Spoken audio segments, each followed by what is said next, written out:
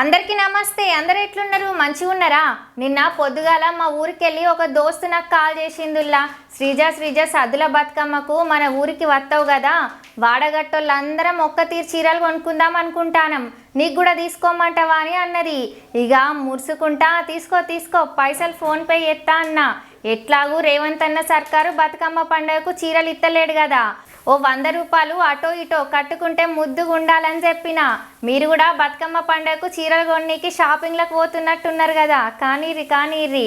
ఇక ముచ్చటేందంటే, గత బీఆర్ఎస్ ప్రభుత్వం మహిళలకు ఏటా బతుకమ్మ చీరలను పంచిపెట్టేది కదా ఉల్లా, కాంగ్రెస్ కూడా అట్లనే పంచుతామని చెప్పింది. అయితే అక్కడే ఒక ట్విస్ట్ ఉన్నది. అదేందనుకుంటుర్రా? గదే ఉల్లగ్గి సంవత్సరం బతుకమ్మ చీర వందన్నని ప్లాన్ చేసుకుంటున్నారా? అయితే మీ కళ తీరకపోవచ్చు. ఎందుకంటే తెలంగాణ ప్రభుత్వం ఈ సంవత్సరం బతుకమ్మ చీరలను ఉచితంగా ఇచ్చే పరిస్థితి గానత్తలేదు.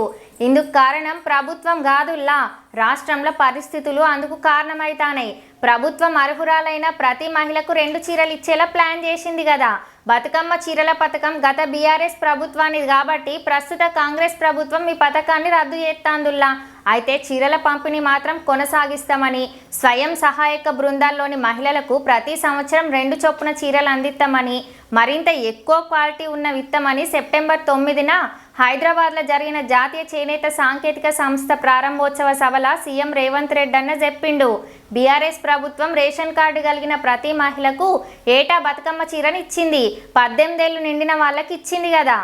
అయితే కాంగ్రెస్ ప్రభుత్వం 2 చీరలు ఇవ్వనని నిర్ణయం తీసుకోవడంతో ఇప్పటికిప్పుడు అన్ని రెడీ చేసి ఇవ్వడం కుదరదని నేతన్నలు చెప్పిల్లట. ఇంకో 4 రోజులైతే బతుకమ్మ పండుగ ఉండడంతో అంత తక్కువ సమయంలో గిన్ని చీరలు తయారు చేసుడు కష్టం అంటున్నారు నేతన్నలు. గందువల్లనే ఈసారి బతుకమ్మ పండుగకు చీరలు ఇవ్వరని తెలుస్తోంది. ఇప్పుడు ఇవ్వకపోతే ఎప్పుడు ఇస్తారనేది నెక్స్ట్ వచ్చే ప్రశ్న కదా. నేతన్నలకు ప్రభుత్వం ఇప్పుడు ఆర్డర్ ఇస్తే 6 నెలల్లో శారీస్ తయారు చేసి ఇవ్వగలరంటున్నారు. అట్లయితే శారీస్ ప్రభుత్వం చేతికి వచ్చేటప్పటికి మార్చి అయిపోతుందిగా.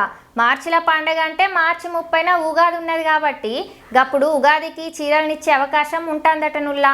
మహిళలకు ఉగాదికి చీరలు ఇస్తే ఈ సంవత్సరం చీరలు లేనట్లే అవుతుంది. అయితే ప్రభుత్వాల లెక్కలన్నీ ఆర్థిక సంవత్సరం ఆధారంగా ఉంటాయట.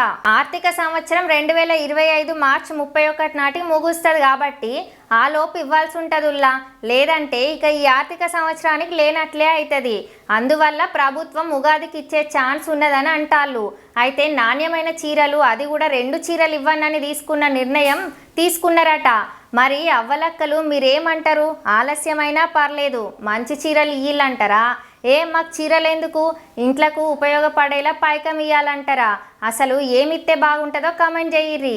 మీకు కనుక వీడియో నచ్చినట్లయితే శ్రీజక్క ఛానల్ని సబ్స్క్రైబ్ చేసి గంట సింబల్ నొక్కుల్లి. ఇగుంట మళ్ళా.